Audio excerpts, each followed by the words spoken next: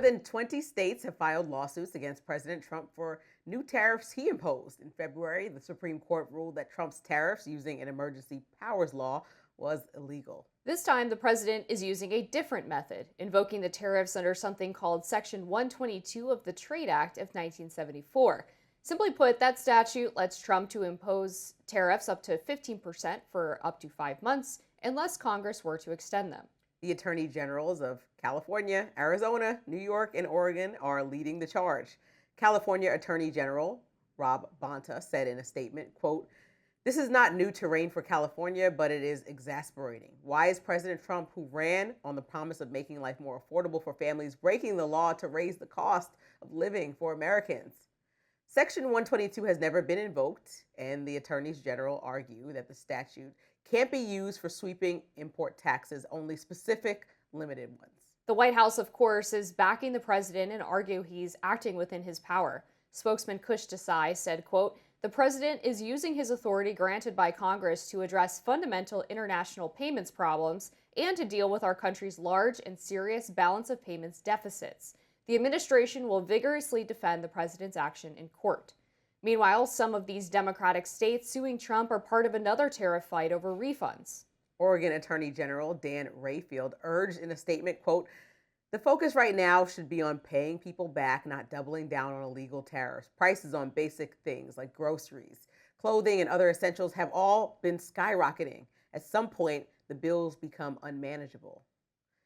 I mean, there's so much here. I think the president is very consistent on not wanting to take an L in any way, right? So if he made tariffs his whole entire life story as his first part of this election, he won the election and now he's doubling down. And so, and actually I might be on an island alone here, but the idea about the tariffs is that to make us rely way less on foreign nations is, to me, a noble one. But when you scale back about the timing, the fact that Americans are uncomfortable financially right now, and then add to the fact that you're also at the same time, while you're pushing these new tariffs, embarking on a war that's driving prices up, as I mentioned in my lens, you are completely abandoning the promise of making things more affordable for Americans. And this tariff choice is completely by choice because states are saying you're using another thing just to be right rather than try to figure out what's best for Americans. Yeah, so I think on the tariff question, what Trump did that was a mistake was he did not do targeted,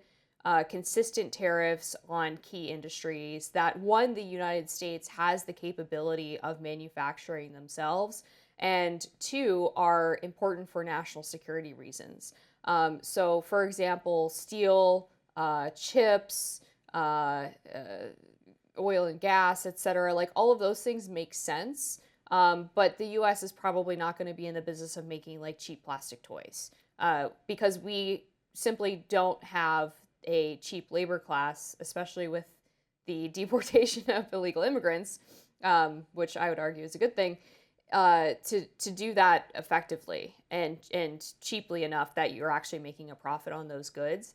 And so for him to do the sort of countrywide tariffs and then he was suddenly dropping and raising them depending on how the countries responded, it just led to a lot of economic uncertainty that didn't just impact our trading partners, but impacted us here at home. And also there are real big box retailers that are saying, listen, because of the uncertainty and because of the actual prices going up, we had to pass those costs to our consumers. And so even states, I believe J.B. Pritzker was the one who issued a past due bill to the president saying pay back our state. And, the president is going to be in a lot of mess if there isn't a road to paying states back. All right, we're going to have to leave it there. A Republican congressman officially dropping his bid for re-election this morning after a scandal over an affair with a staffer. That's coming up. Stick around.